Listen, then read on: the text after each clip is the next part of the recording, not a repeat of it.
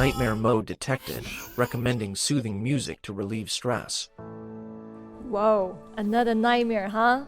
Yeah. Don't worry, we are all good here. Our space journey is going to be fine. Rest assured, Lei.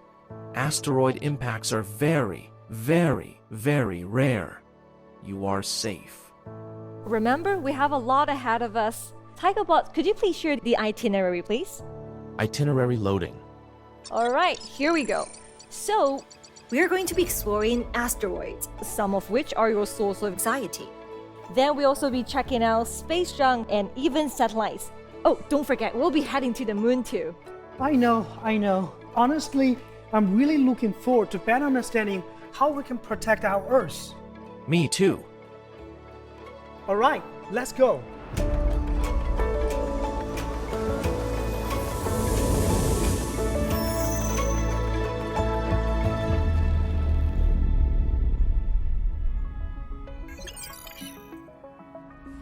Here's our first stop. We've spotted the 2016 HO3 asteroid.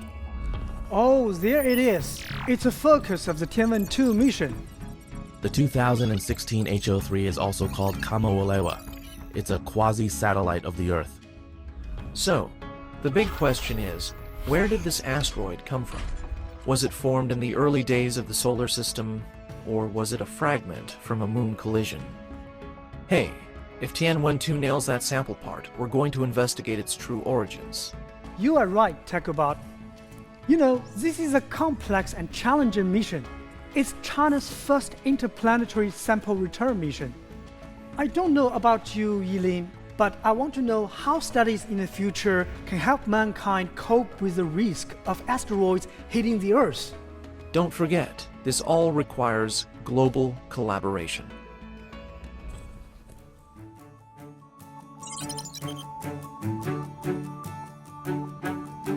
Folks, this is what you need to know about China's Tianwen 2 mission. This is China's first asteroid flyby and sample return mission. The probe will fly alongside this asteroid, 2016 HO3, conducting detailed observations of its topography, material composition, and other characteristics from a distance of several hundred meters. At an opportune time, it will approach the asteroid to collect surface samples and return them to Earth. Scientists can use these clues to study asteroid formation, evolution, and the patterns of the solar system's evolution. Meanwhile, the Tianwen 2 will continue onward. It will travel to a main belt comet, where it will conduct remote sensing analysis studies. That's pretty a lot.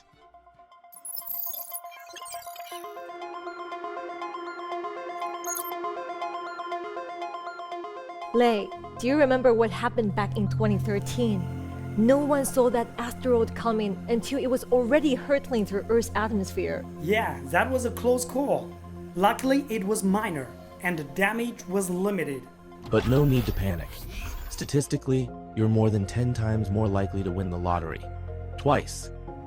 International scientists are closely monitoring what's happening beyond the planet's atmosphere in real time, while using high-tech instruments and cutting-edge analysis. This network of observers is growing to all corners of the world as we speak, and it's made up of a diverse range of experts and scientists. In fact, you two know just the right people that are involved in these joint efforts. Actually, let's check in with Sun Ye, who is now in one of China's main observatories in Jiangsu province. Hey, you two up there, if you can see it from above and see the dome, you will know exactly what this place is about. I am right beside the China Near-Earth Object Telescope, also one of the most important night watchers in the International Asteroid Warning Network. Now, for this telescope, its mandate, ever since it's born in 2006, is to find and track asteroids, also to warn their dangers to the globe with its wide and far field of vision. Now we have here Professor Zhao Haibing, who has been working in the field for some 30 years. 那截至目前呢，我们国家总共发现了60多个近地小行，这台望远镜发现了40多个，占据了绝大多数。同时，它贡献了95%以上的这个观测数据，所以它是近天体监测这个领域的功臣。那我们国家呢，现在其实也在建设这样一个近天体监测网。我们台在西部有个望远镜，已经初步的形成一个网，包括还有我们科学院内的单位那个望远镜以及院外的那个望远镜，能够对近天体这个监测这个事情共同来助力。那这台设备呢是 I-1 组织的这样一个成员望远镜，它就是提供了这个数据。当然，我也希望有更多的望远镜能够来参与这件工作，把近天体的这个早预警、早发现。Thank you so much, Professor Zhao. Of course, watching out for those dangers is a global relay race and very much a team effort. Now, here we have a list of what D29, that's the handle for this telescope, have filed for the international community in the past years. Perhaps by seeing all of these reports, these piles of entries could reassure us for a little bit. After all, so many people and so many instruments have been working to keep the Earth safe. It's fascinating how we're building a monitoring system, and it all starts from these observatories. Yeah, and that system can go global, bringing together partners and industry leaders. Oh, I know just the right person to chat with about this, Dr. Finchtinger from the IEF. Take a bow, please. Connecting with Dr. Fichtinger. Hi, Dr. Finchtinger. So nice to connect with you up here in space. We want to hear your thoughts on how the global community can work together in developing and rolling out early warning systems. We in the International Astronautical Federation are really committed to contribute by fostering the cooperation and the dialogue between all the different stakeholders in order to counteract any risk an asteroid or a near-Earth orbit is posing to the planet and to humankind. Important here is an efficient monitoring of near-Earth objects, certainly early detection, and then a globally coordinated mitigation strategy. But as I mentioned before, on the other hand, asteroids and near-Earth objects also provide a unique opportunity for scientific research, and they also will contribute to sustainability to life on Earth by providing sources of off-Earth resources. Thanks so much, Dr. Fichtinger. You know, Yilin, I think a lot of people would worry when hearing all of this, but people do have preventive and protective measures in store. That's right.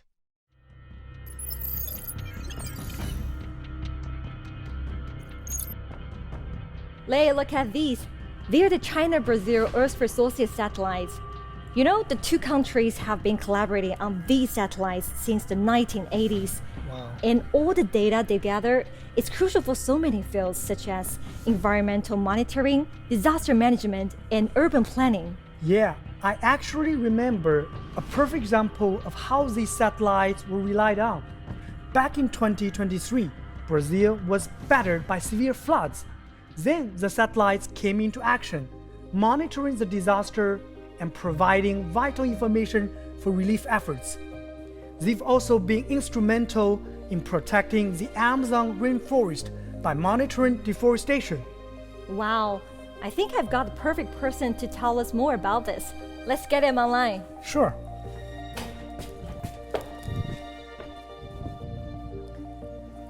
Connecting with the president of Brazilian Space Agency. Hi, Ms. Shemin. Thanks for joining us. We've been just checking out the China-Brazil Earth resources satellites, but we want to know how much more can they do, perhaps on a global scale. In 2003, we had the satellite Cebers B in orbit, was launched in 2003. Just after that, 2004, we opened the catalog of images for free for everybody around the world. And today, more than 1 million images were distributed for many countries around the world. So this started a new movement in space in general that was the possibility to promote the analysis of images for all countries around the world. And many countries received these images and started to use them in the benefit of their societies. So it was a really great contribution of Brazil and China for the world. I think that our collaboration, Brazil-China, it was one of the most important collaborations, South-South collaboration in the world. Awesome. Thank you so much, Ms. Sherman. Yilin, look here, there's another one. It's the first astronomical satellite jointly developed by China and France. It's hunting gamma-ray bursts right now, and it helps scientists decode the origin of the universe. Starry-eyed collaboration at its finest. Indeed. But wait, there's more. Shifting gears to the oceans with the China-France Oceanography Satellite. Blasted off in 2018, this satellite helps us understand ocean dynamics, including winds and waves, and boosts forecasts for tropical storms and storm surges. Plus, it monitors land surfaces, soil moisture, and polar ice caps. So much crucial data delivered on climate change, storms, and sea safety. Together, who knows what we'll uncover next? Not to brag or anything, but this one here, Yilin, the Mr. Side 2, I was at the launch. It's a project by China and Egypt. Let's check this out. It's a video message from Dr. Sharif Sadki. He's the CEO of the Egyptian Space Agency. Actually, through our strategic partnership with China, we managed to establish a state-of-the-art assembly integration testing facility, which is considered to be the largest in Africa and the Middle East. So this facility is capable of conducting all the needed tests prior to the launch of the satellites. And also we have a receiving station, which is a universal receiving station capable of communicating with a very broad range of satellites, in addition to the launching of Mastersat-2. Actually, this was our opportunity to learn and to have capacity building in the field of assembly integration testing and operating satellites through the very successful experience that we have in the launch of Mastersat-2. All right, just keep track of things. Brazil, France, and Egypt, all coming together with China in space. And there's plenty of room for more countries to join. I think Ms. Holamani can tell us more about that. Ms. Holamani, me and Yilin have been going over a bunch of space cooperation that's happening right now. But how can we be more inclusive, especially for nations with limited resources and developing countries? Knowing that brilliant minds exist in all countries. There are researchers, there are universities, very sophisticated. The brains are there.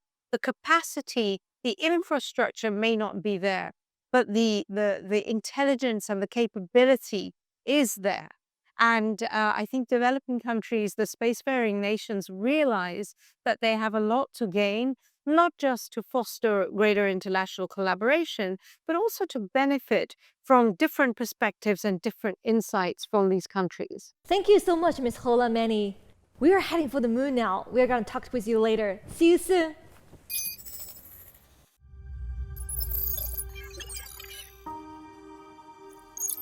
Spacecraft separated.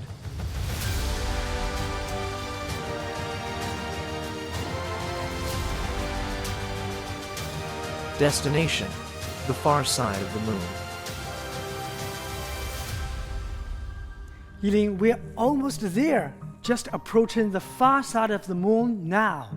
Wow, so this is what the far side looks like. I think a lot of us still remember the Chang'e 6 mission that took place here. That was incredible when it achieved. And don't forget, Yilin, there was another probe to make it out here, the Chang'e 4.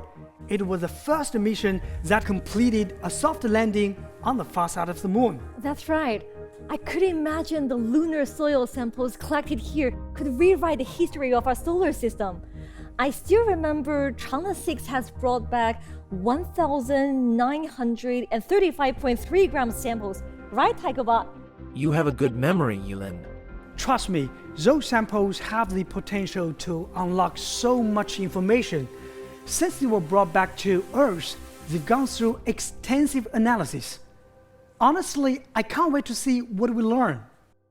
One study has verified the hypothesis that the moon was entirely covered by a molten magma ocean in the early stages after its birth. That's critical evidence for understanding the moon's origin and evolution. Do you know what impresses me most about Chang'e 6 mission? International collaboration? You read my mind, Tigerbot. Chang'e 6 also carried 4 international payloads from ESA, France, Italy, and Pakistan. Teamwork makes the dream work. Hey, that rhymes, Tigerbot. I wonder how their research is progressing. Come on, Yilin, let's catch up with some of our old friends who worked on Chang'e 6 payloads. Professor Komar, Professor Simon, good to see you again. Hi, nice to see you all. It's so nice to see you all again. So we want to know if there is any latest progress with your scientific payloads. Chang'e 6 has demonstrated beyond any reasonable doubt that a reflector of that small dimensions, size and mass can be observed efficiently with a percent success rate about 30%. That the technology we are using specifically for these reflectors gives the good performance that we need, and so we can replicate that. This observation has been carried out the first time on July 31st, 2024, so about a month or two after the landing, and repeated times after that, up to 7 as we currently speak. The satellite is still in the lunar orbit. We have received all the data, so it's no more the operation life, but the satellite is still in the lunar orbit, and based on that, it will actually come down within this year on the lunar surface. I also wonder what future plans we can look forward to. We can build on this and replicate the instrument for Chang'e 7 and Chang'e 8, but also, now that we know that we can observe this reflector with an accuracy down to decimeter, centimeter, millimeter once we get more measurements, but also with the rate of success of attempts, which is around 30%, then we have a pretty good idea of how to use these for a network. So add in Chang'e 7, Chang'e 8, maybe a European mission, a US mission. So this really is the first step of a multi-lander and multi-rover effort for the future. And so the progress that we have been doing is very significant. We have delivered another microreflector. This was a reflector which was in China already since the past. This has been qualified by the Chinese partners, and then we will proceed with a similar scheme, an old reflector already delivered in China being qualified by them for Chang'e 8. CNSA has selected Pakistan's rover for Chang'e 8. And now, currently, the preliminary design process of the rover is underway. Pakistan is now part of the ILRS, and in ILRS, there are so many projects there, and we look forward to those projects. In fact, this indigenous development of the rover is for the purpose that the technologies used will be further used in other ILRS missions, and our teams are looking forward to be part of the ILRS in full strength. Thanks so much, professors. Take care. Looks like things are heading in the right direction. Awesome. Okay, Lei, I think we can now head to our final stop, the lunar South Pole. Let's go.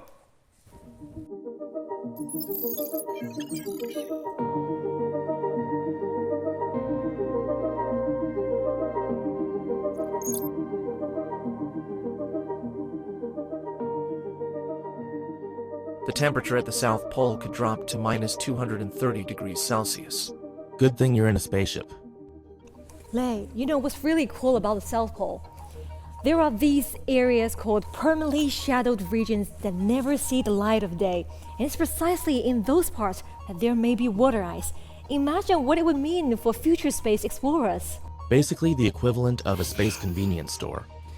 That would be an absolute game changer. It's a major objective of the Chang'e 7 mission.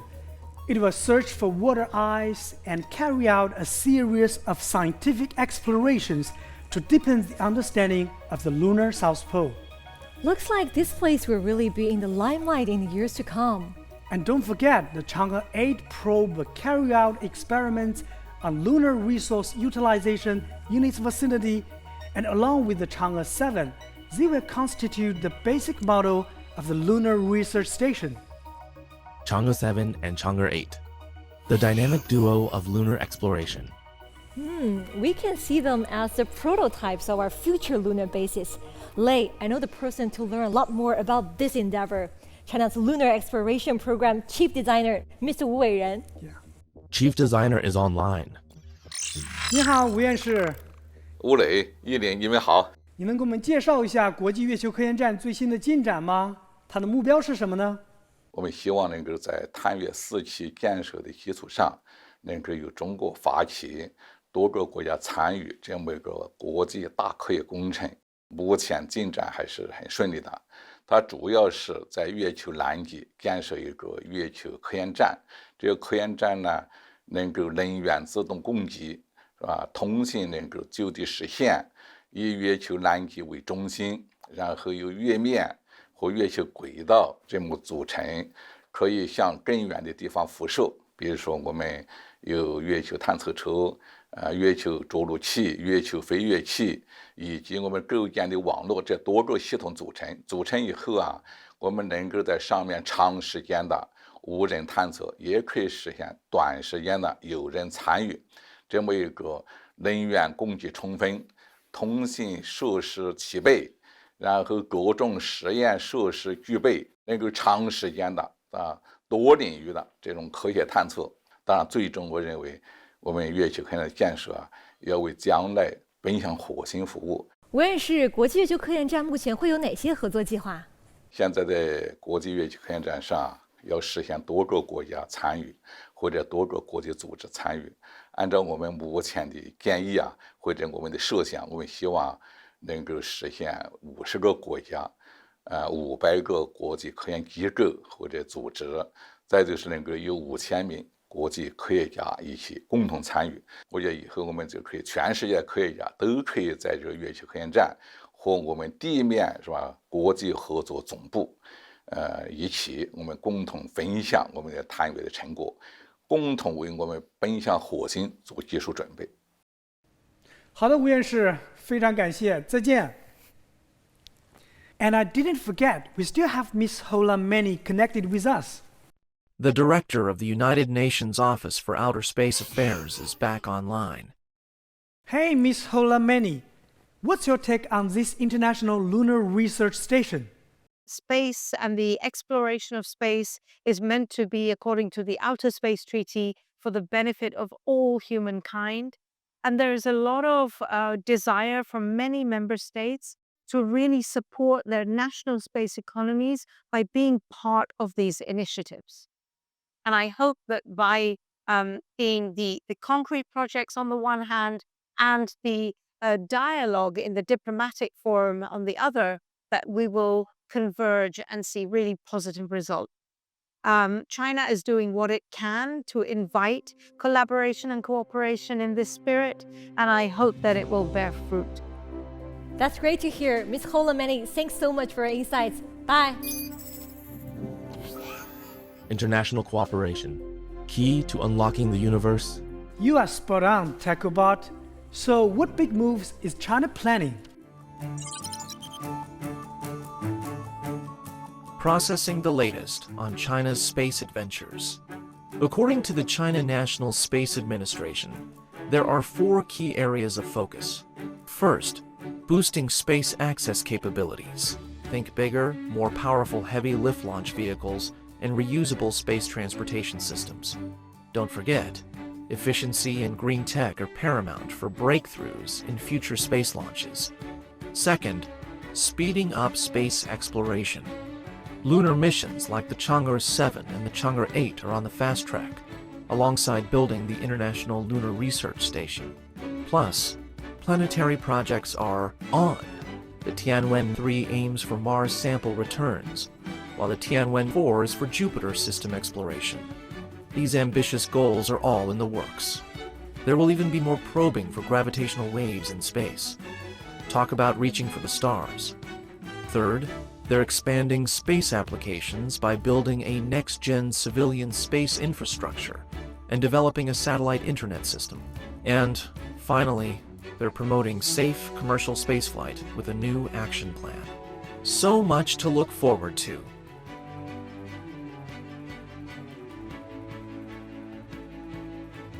Having witnessed remarkable collaboration between China and a multitude of partners, and expect that to continue, the Tianwen-3 mission is welcoming international partners to actively participate in the mission and jointly explore Mars's mysteries.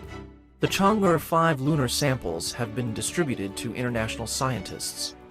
The Chang'e 7 and the Chang'e 8 missions have both unveiled their international cooperation projects.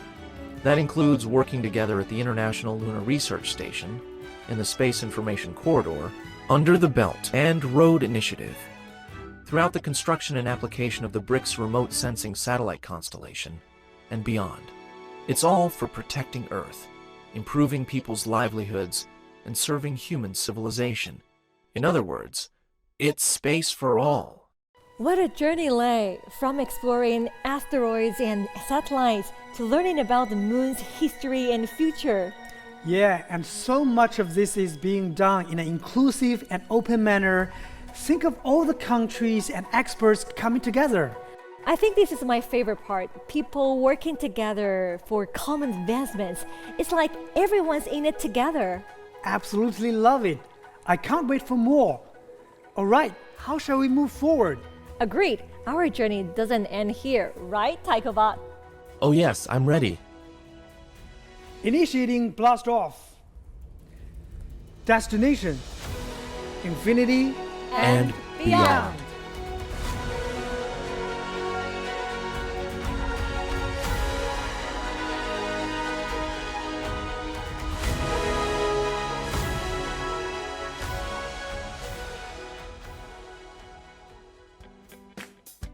Awesome! Thank you so much, Mr. Chairman.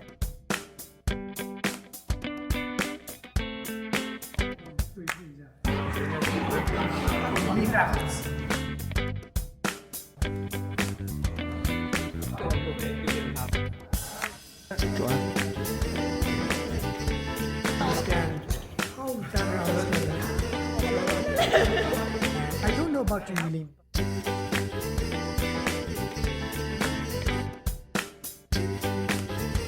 And beyond.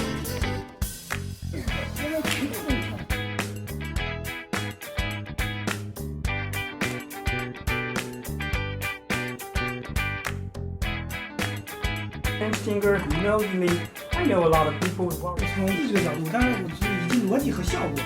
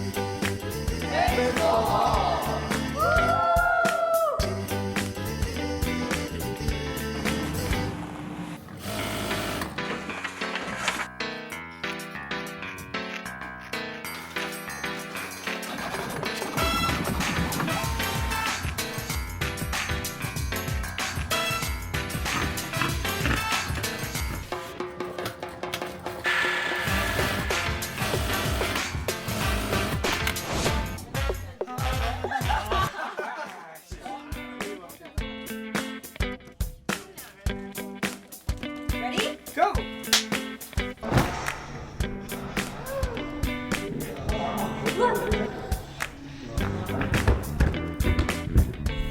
Wow, look at this AI-powered humanoid robot. His name is Taikobot, and he's actually role-played by our colleague.